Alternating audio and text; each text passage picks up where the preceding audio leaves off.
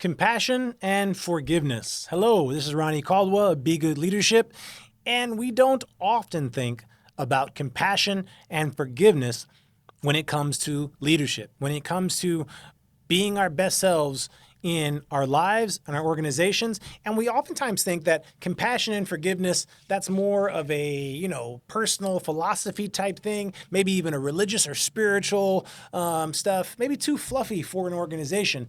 But it's real, necessary, and applies across domains. So let me talk to you a little bit about it. So there is, in the international school community, there is a lot of talk about compassion.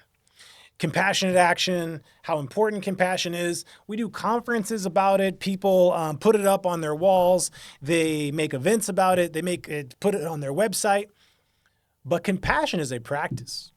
Compassion is something that first you live on an individual level.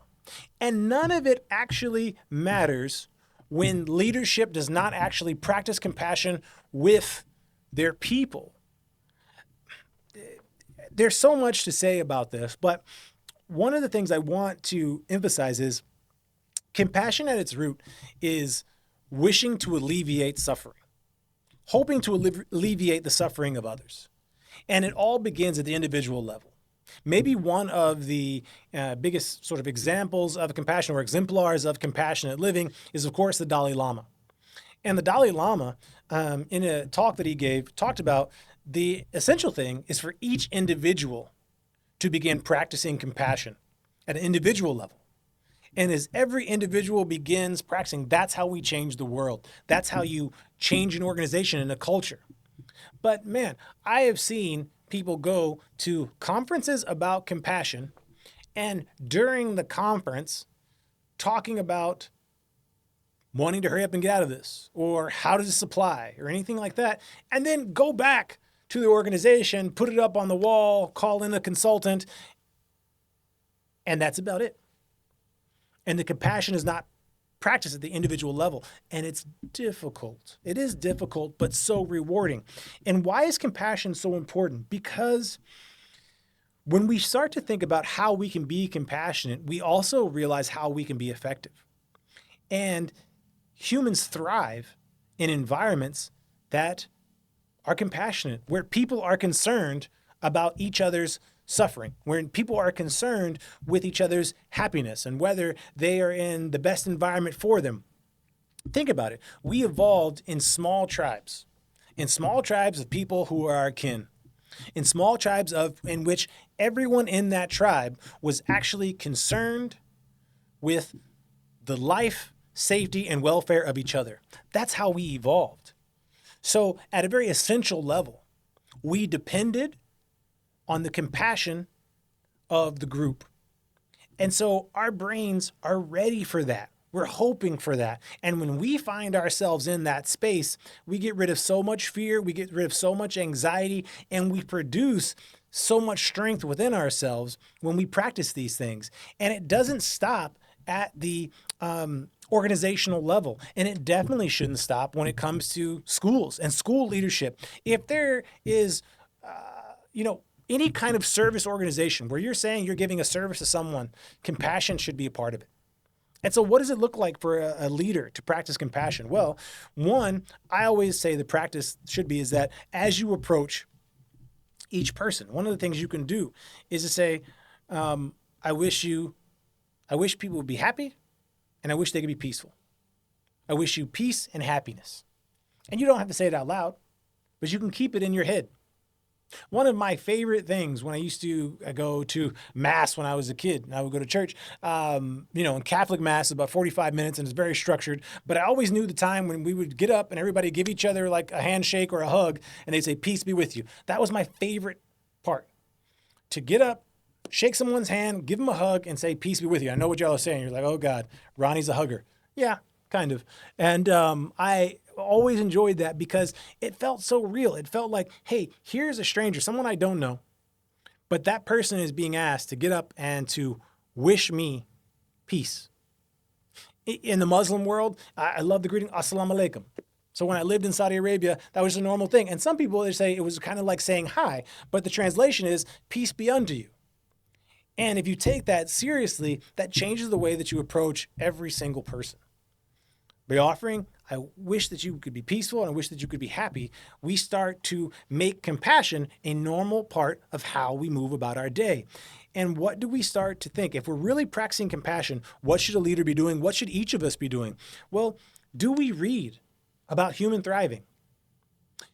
General Mattis said that if you haven't read at least 100 books in your particular field, you're functionally illiterate. I don't know if you need to read 100, but I definitely know leaders aren't doing enough reading about human thriving, reading about what are the situations, what are the cultures that can be created for humans to thrive, because that's what a leader should be doing. A leader should be creating a culture where each person can bring their best selves to work and get things done. Are we reading about how to cultivate psychological safety so that people feel safe to take risks, feel safe to share knowledge with each other? How do we cultivate that? How do we build that? Are you learning those things? Are you practicing those things? Are you being an obstacle remover? Are we trying to figure out what's getting in the way of our people doing their best work? Are we doing what we need to do to try to set them up for success? And then, of course, are we sharing feedback about what they could do better, about things that could be helpful to them? Are we sharing our own learning, which I've talked about in another video about generosity, because that generosity is also compassionate, because we're trying to share ideas. We're trying to share ideas that can keep someone from suffering. This is all stuff we can do as a leader, but I hope that you see that this is a parent, a good friend, a good leader. There's all types of different scales and ways in which these things apply across domains. And if they're going to be real, they have to become real in every domain of our life. They have to be something that we do. It's how we show up. It doesn't matter so much about any of the techniques that I've talked about in any of my videos. If you've watched my videos before, you've learned about behaviors, different techniques you can use. But really, I would say they don't really matter unless you have the right mindset, mind frame, and your heart is in the right place and your attention is in this place that I'm talking about. So the next phase is knowing that we will struggle, knowing that there is unavoidable struggles in life. There's going to be pain in life. We know these things. None of us are perfect. There's things that are going to happen that are outside of our control. We do what we can. But we also need to know that we will need others' forgiveness, and so therefore we need to give it to them. We will need to be forgiven. I have been imperfect. I have not lived up to every single ideal I express. I have not always been my best self in every situation. And I have benefited from people who've bared with my faults and forgiven me and allowed us to move forward together. So I have to give that back to them. As important as it has been to me, as integral it's been to me to be who I am today, to have the relationships I have today, to be a good leader, I have to also practice that forgiveness on the way back. And many people think that forgiveness is something weak. It's actually, it takes a lot of strength. Forgiveness in this life is a compound exercise, I always say. Forgiveness, if you can forgive people, there are so many other things in your life that just get easier. If you can think of where your pain points are and what you're feeling, what you've experienced that's toughest for you, if you can ever get to the point where you can forgive, not forgive and forget, but forgive and remember, all of a sudden you start to find that other things you were angry about, you can just let go. You find that the volume gets turned down on so many other aspects of your life by practicing forgiveness. And how many traditions, how many philosophies have said the same thing? I'm not saying anything new here, but it is something difficult. It is something that takes a while for us to practice. But holding a grudge, it wears you out. Hanging on to anger is toxic. Resentment and bitterness are not a place for anyone to be. Your life doesn't get better carrying around resentment and carrying around bitterness. You actually, it's hard to practice compassion that way. It's hard to actually, you can talk about compassion as much as you want. You can talk about kindness as much as you want. But it's really difficult to practice those things genuinely when you are resentful and bitter. And if you're a leader in any situation, if you're the leader of a family and you're resentful and bitter, you're going to be toxic. If you are resentful and bitter and you're a leader in an organization, in a school, in a classroom, you're going to destroy culture. And we have to cultivate this. We have to look at this. This takes work. And it's not the easiest thing in the world, yes. But one of the ways that make it more likely that we'll start to cultivate forgiveness is by starting with compassion. By starting with this idea that we hope for people to be happy, to be peaceful, to avoid suffering, and that we want to take steps to help people through those things.